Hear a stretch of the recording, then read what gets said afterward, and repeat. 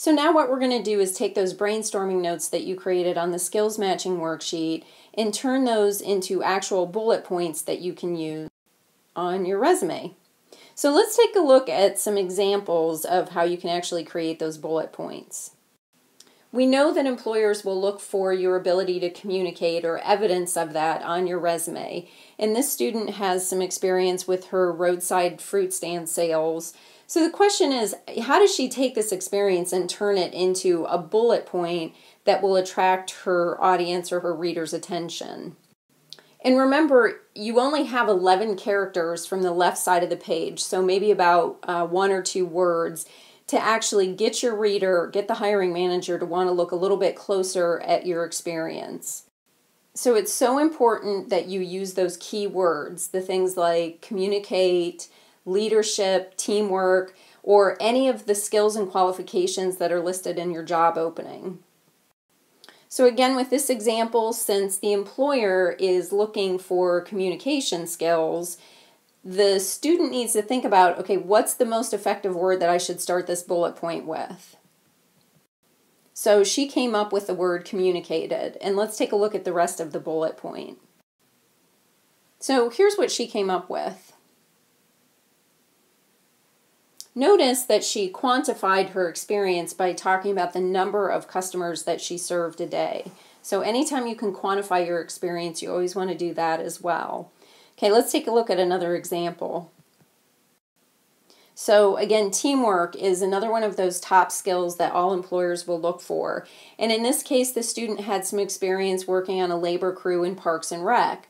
So knowing that he's trying to highlight teamwork, how should he start his bullet point? Let's think about this. So he decided to begin his bullet point with the word team, or with the phrase team member, which that's fine. It's not a verb. You know, a lot of times you see things where your resume bullet points should always start with action words. It's okay not to do that if you're starting with a key word like team member or key phrase like team member. So here's what the student came up with. And notice again, this student quantifies a couple of different times. He talks about a 4-person crew and then 6 township parks. So anytime you can quantify your experience, you want to do that. Okay, let's look at another example. So problem solving is something that you want to also demonstrate that you have the ability to do.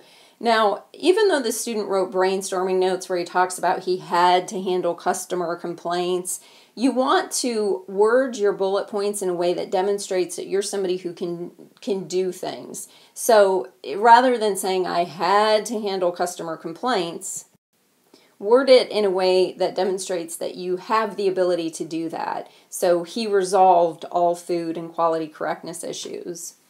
Okay, let's take a look at one more example.